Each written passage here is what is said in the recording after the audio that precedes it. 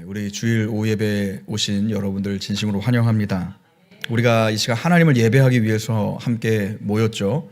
그런데 여러분, 예배라는 게 뭘까요? 우리가 하나님을 예배하기 위해서 이 자리에 모였는데, 그러면 여러분, 이 예배라는 게 도대체 무엇일까요? 그리고 우리에게 있어서 예배라는 것은 어떤 의미입니까? 어떤 사람은 매우 습관적으로, 어떤 사람들은 부모님의 강요 때문에, 또 어떤 사람들은 어쩔 수 없는 이유로 나오시는 분들이 계실 겁니다. 그러나 일반적으로는 예배를 통해서 뭔가를 기대하는 마음이 있기 때문에 이 자리에 찾아오죠. 그 기대하는 마음, 사모하는 마음, 그것이 우리의 신앙생활의 원동력이 되고 기초가 되기도 합니다.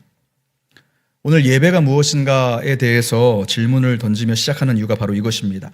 우리가 건물을 세울 때에도 기초가 탄탄해야 건물을 세울 수 있는 것처럼 예배가 그리스도인의 신앙생활의 원동력이자 기초가 되기 때문에 예배에 대한 이해, 예배에 대한 고백, 예배를 통해서 누리는 유익들이 우리 가운데 확실하게 세워져야 그 바탕 위에 믿음을 세워갈 수 있겠죠. 여러분이 생각하는 예배는 무엇이고 왜 우리가 이렇게 모여서 예배해야 하는지 오늘 스스로 한번 대답을 해보시기를 바랍니다. 최근 들어서 교회의 위기다라는 말들을 참 많이 여기저기서 듣습니다. 교회가 점점 역동성을 잃어가고 교인들도 기독교 신앙과 동떨어진 곳에서 삶의 의미를 찾으려는 이 시도들이 늘어가고 있는 것이 오늘날 교회가 처해 있는 현실이에요. 그런데 이것은 한국 교회만의 일은 아닌 것 같습니다. 얼마 전에 한 논문을 읽게 되었는데요. 복음의 정체성과 예배라는 논문이었습니다. 여기에는 다양한 교회, 다양한 국가의 이 크리스찬들을 대상으로 설문조사를 했는데 특이한 것은 교인들이 교회의 예배에 대해서 매우 부정적으로 답을 했다라는 거에 있었어요. 두 가지를 좀 소개를 하자면 설문조사에 응했던 교인 37%가 일상생활 속에서 기대했던 것들과 예배가 아무런 관련이 없다라고 응답했고 또 설문조사에 응했던 교인 36%는 예배가 삶에 힘을 주어야 하는데 오늘날 교회의 예배가 그렇지 못하다라고 응답했습니다. 이러한 부정적인 답변을 한 것에 대해서 설문에 응한 사람들은 여러 가지 이유들을 제시하는데 그중에 가장 큰 비중을 차지하는 이유가 죄송하고 부끄럽지만 목사의 말도 안 되는 설교 때문이었다라고 대답을 했다고 해요. 그리고 그 다음 비중을 차지한 것은 내가 내 휴식 시간을 포기할 만큼 예배를 사모하지 않는다. 그 외에는 교회에 가면 이 시대와 너무나 동떨어진 용어들을 사용하는 데서부터 오는 괴리감, 그리고 예배 시간이 너무 길고 지루하다 등 여러 가지 이유를 나열했다고 합니다. 그런데 문제는 이 논문을 발표했던 교수가 이 모든 부정적 요인들의 원인, 즉 교회가 역동성을 잃어가는 가장 큰 원인이 무엇인가에 대해서 그 논문의 결말에서 아주 단호하게 지적하는데요. 그것은 바로 정체성의 상실이다라고 얘기했어요. 교회가 무엇이고 성도는 어떤 자들이고 또 크리스찬들의 주축이 되어야 할 예배가 무엇인지 그 본질과 정체성을 잃어버렸기 때문에 이 때문에 교회가 역동성을 잃어버리고 교회를 찾는 자들의 수가 급감하고 있는 시대를 살아가고 있다. 그러면서 한 가지 제안을 하는 것은 교회가 다시 새 힘을 얻고 일상 가운데 하나님 나라의 역동성을 회복하기 위해서 교회 전체가 적극적으로 예배에 대한 성도들의 교육을 놓지 말아야 한다라고 역설합니다. 교회 교육이 그저 주일학교를 졸업함과 동시에 끝나는 것이 아니라 대학부, 청년부뿐만 아니라 장년들까지도 예배에 대해서, 교회에 대해서 지속적으로 깊이 있는 교육을 시행해야 한다라고 말합니다. 저도 많은 공감을 했습니다. 우리가 흔히 교회 교육이라고 하는데 이 교회 교육은 주일학교만을 말하는 것이 아니라 장년학교까지도 포함이 됩니다. 실제로 개혁주의 교회들 가운데 장년학교가 아직까지도 남아있는 교회들이 많이 있습니다. 여러분 생각해 보십시오. 결혼을 하고 장년이 되면 더 이상 교회의 교육을 받지 않아도 충분하십니까? 그렇지 않죠. 교회는 지속적인 교육이 필요합니다. 다시 처음으로 돌아갑니다. 예배가 도대체 무엇입니까? 로마 가톨릭에서는 자신들의 예배를 미사, 원어로는 메서라고 하는데 이 미사라고 표현하죠. 로마 가톨릭의 미사는 개신교회의 예배와 어떻게 구별이 될까요? 로마 가톨릭의 미사라는 단어는 예수님께서 친히 십자가에서 이루신 희생 제사를 기념하는 예식 혹은 의식으로서 제사에 다분히 초점이 맞춰져 있는 단어입니다. 따라서 그들이 드리는 미사는 예수 그리스도께서 십자가에 달려 죽으신 그 제사로 인해서 우리의 모든 죄가 사함을 받고 오늘날 드리는 자신들의 미사가 그 예수님의 희생 제사를 계승한다라고 주장해요. 그래서 여러분 로마 가톨릭의 십자가와 개신교회의 십자가의 차이점이 혹시 뭔지 아세요? 누가 있고 없고죠. 아무도 모르십니까? 성당 가보신 분 아무도 안 계세요? 가톨릭의 십자가에는 못 박히신 예수님이 그대로 남아 있습니다. 반면에 개신교회의 십자가에는 부활하신 예수님을 강조하죠. 따라서 천주교회의 이 미사는 희생 제사로서의 의미가 담겨 있어요. 마치 주님께서 자신의 몸을 모든 택하신 자들을 위한 희생 제물로 드리신 것처럼 미사는 하나님께 사람이 드리는 제사다. 사람이 하나님께 드린다라는 개념이 있어요. 자, 이런 것들을 생각하시면서 다시 한번 대답해 보십시오. 우리가 흔히 하나님께 예배를 뭐 한다라고 합니까? 드린다라고 하죠. 예배를 드린다. 내가 하나님께 마치 내 것을 드리는 것처럼 얼핏 보면 로마 가톨릭의 미사와 같은 개념이 현실에서 토착화된 개념이라고 할 수가 있겠어요. 또 우리 어르신 성도님들 아주 오래전에는 예배를 뭐 한다라고 표현했습니까? 예배를? 그렇죠. 본다. 내가 보는 거죠. 내가 하나님을 예배 본다. 또 내가 하나님께 드린다. 이런 동사들. 그 중심이 나에게 맞춰져 있었어요. 나 개인이 중심이라는 거죠. 내가 보는 거고 내가 드리는 거. 그런데 우리가 지금 한번 생각해 볼 것은 독일의 종교 개혁자들은 로마 가톨릭이 미사, 즉 내가 하나님께 희생 제사를 드린다라는 이 개념을 완전히 거부하고 아예 다른 단어를 만들었는데요. 한번 들어보십시오. 하나님이라는 의미의 곧이라는 단어와 섬긴다 혹은 일한다라는 단어의 디넨이라는 단어를 합쳤습니다. 이것을 우리말로 직역하면 하나님이 섬기신다, 하나님이 일하신다라는 의미가 돼요. 우리가 예배를 드린다, 예배를 본다, 내가 본다, 이것과는 전혀 다르게 그 주체가 내가 아니라 하나님께 맞춰져 있죠. 그런데 이 독일의 종교개혁자들은 그 예배의 주체가 우리 사람에게 있지 않고 하나님에게 있다. 하나님께로 돌려드립니다. 자, 그러면 도대체 우리의 예배 가운데 하나님께서 어떤 일을 하실까요? 우리가 보통 예배라는 말을 생각할 때 영어로는 가장 먼저 떠오르는 단어 혹시 무엇입니까? worship. 예, 맞습니다. 그런데 이 단어는 사전적인 의미로 보면 가장 가치 있는 것, 가장 최고의 것이라는 의미가 담겨 있어요. worth라는 단어와 ship이라는 단어의 축약형으로 이루어진 단어인데 아래에서 위로 올려드리는 제사적인 의미가 담겨 있어요. 자, 그러면 여러분 worship이라는 말 말고 또 다른 영어 혹시 기억나시는 게 있을까요? 예배, 서비스라는 단어도 있죠. 서비스라는 말 누구나 아실 것입니다. 예를 들어서 제가 LG에서 TV를 샀어요. 그런데 어느 날 TV가 고장이 나서 서비스 센터로 갔습니다. 그곳에 가면 누가 서비스를 하는 거고 누가 서비스를 받는 건가요? 당연히 서비스하는 사람은 LG이고 서비스를 받는 사람은 고객이겠죠. 예배를 서비스라고 한다면 누가 서비스를 하는 것이고 누가 서비스를 받는 것입니까? 하나님이 서비스를 여러분 이 순서를 잊으시면 안 됩니다. 예배는요, 땅에 있는 내가 하늘에 계신 하나님을 향해서 서비스하는 게 아니에요. 우리는 이것을 흔히 거꾸로 생각하는 경우가 있죠.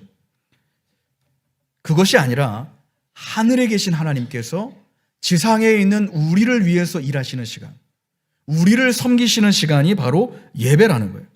그래서 이 단어에 대한 혼동 때문에 오늘날에는 이 워십 서비스라는 말을 사용하기도 하는데 이것도 사실은 표현이 애매하긴 합니다.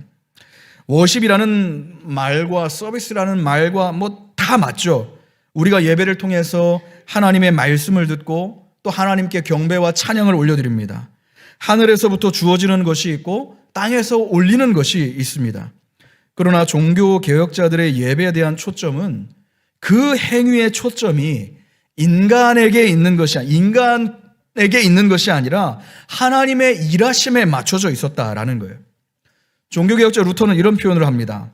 하나님은 말씀을 통하여 우리에게 말씀하시고 우리는 기도와 찬양으로 하나님께 고백을 올려드린다. 우선순위가 무엇입니까? 하나님께서 우리에게 말씀하시는 거예요. 그리고 그 말씀을 들은 성도들, 이 땅에서 상처 입은 수많은 죄인들이 그 말씀을 들음으로써 보이는 합당한 반응이 감사와 찬양과 경배이죠. 따라서 예배는 하나님과 죄인의 거룩한 상호 소통입니다. 하나님의 일하심이 먼저 있고 그 이후에 죄인의 합당한 반응이 나타나는 거죠. 이것이 끊임없이 우리의 예배 가운데 교차하면서 소통하는 거예요. 그런데 사실 우리는 그동안 예배를 드린다 혹은 예배를 본다라고 하면서 내가 뭔가 하나님께 드리는 식으로만 이해해 왔어요. 그러나 여러분, 전능하신 창조주 하나님께서 무엇이 부족하셔서 우리의 서비스를 받으셔야 하겠습니까? 우리가 예배를 드림으로, 하나님께 경배를 드림으로, 하나님께 우리의 찬양을 드림으로 이것을 받으셔야만 하나님이 강한 신이 되십니까? 그렇지 않아요. 당시에 이러한 개념은 그리스 신화, 로마 신화에 등장하는 이 신들의 모습이죠. 그 신화 속의 신들은 인간의 경배와 인간의 제사를 먹어야만 강해지는 존재였어요. 그러나 우리 하나님은 그런 무능한 신이 아니십니다. 어떤 무엇에도 얽매이지 않으시고 홀로 영화로우시고 홀로 존귀하시고 전능하신 하나님이셔요. 여러분, 내 손이 아무리 깨끗해 보여도 이 안에 얼마나 많은 세균이 있겠습니까? 우리가 아무리 좋은 마음으로 하나님께 경배와 찬양을 올려드린다 할지라도 내가 드리는 것은 불완전합니다. 이것이 거룩할 수가 없어요. 하나님의 영광과 거룩하심에 결코 미칠 수 없는 아주 부정한 것들이에요.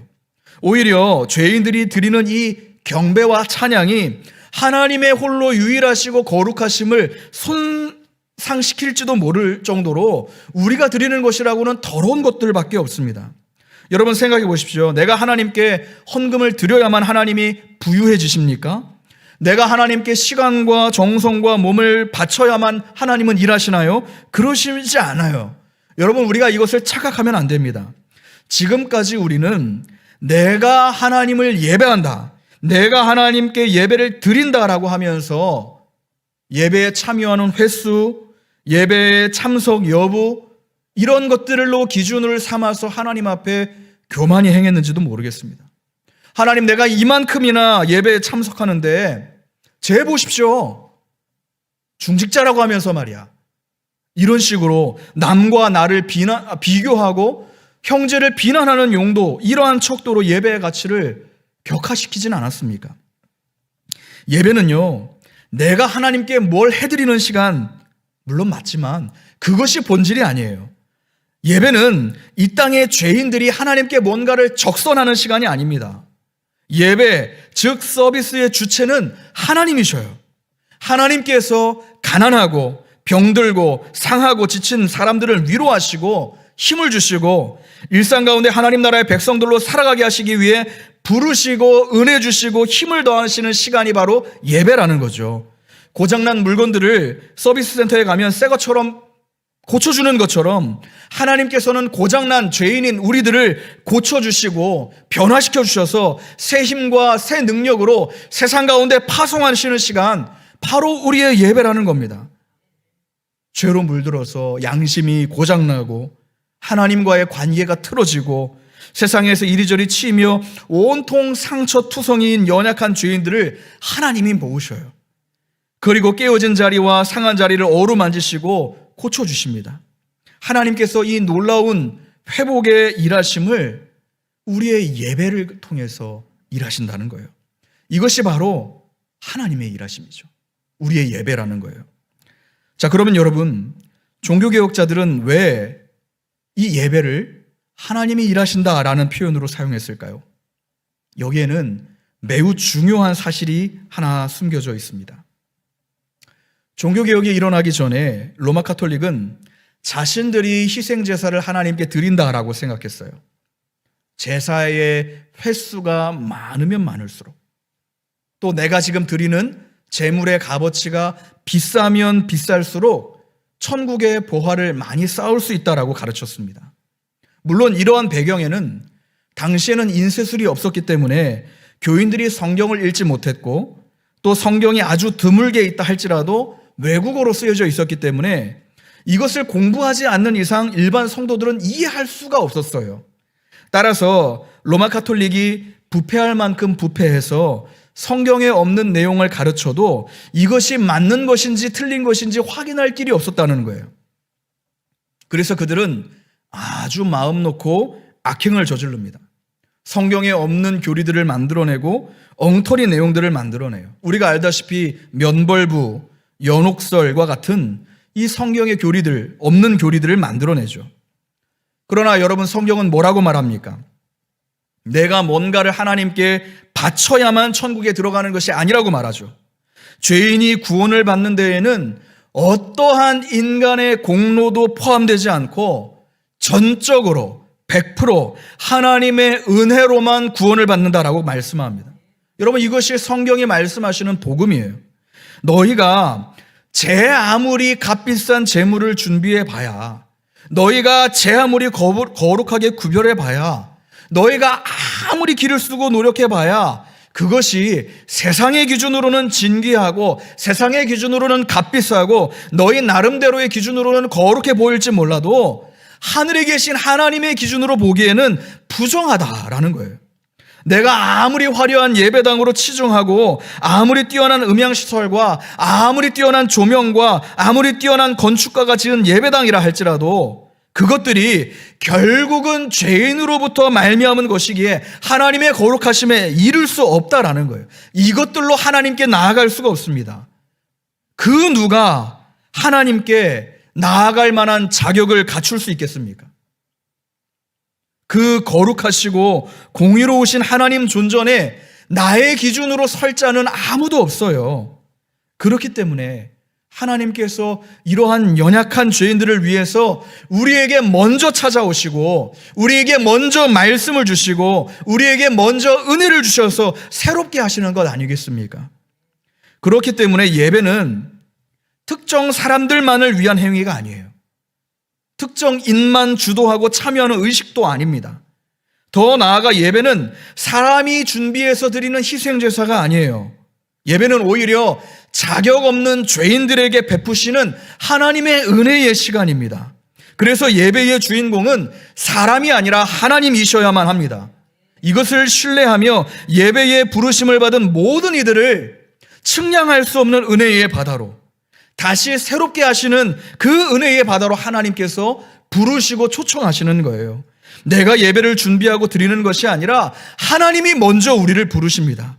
하나님께서 모든 죄인들을 초청하시고 새롭게 하시고 새 힘을 주시고 세상을 이기고도 남을 만한 능력을 주시는 시간, 하나님의 일하심이 있는 시간, 하나님이 일하시는 시간, 바로 예배라는 거예요.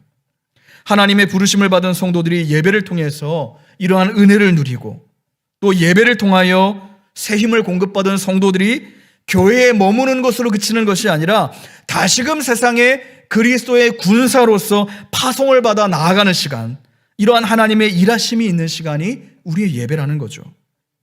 우리가 아는 말씀이죠. 주님께서는 수고하고 무거운 짐진 자들아 다 내게로 오라, 내가 너희를 쉬게 하리라 하십니다. 여러분, 순서가 바뀌면 안 돼요. 내가 주님을 쉬게 만드는 것이 아닙니다. 내가 하나님을 위하여 뭔가를 드리는 게 아니에요. 하나님이 지치고 상한 자들을 위로하시고 쉼을 주시기 위해서 초청하시는 시간이죠. 이렇게 죄인을 위하여 일하시는 하나님의 은혜에 반응하며 우리가 감사하고 찬양하고 경배하는 것, 이것이 바로 예배죠. 우리의 기도와 찬양 때문에 하나님이 일하시는 게 아니에요. 하나님의 일하심을 바라보며 그 일하심을 누리며 우리가 감사와 찬양으로 반응하는 시간이죠. 이제 오늘 본문의 말씀을 보십시오.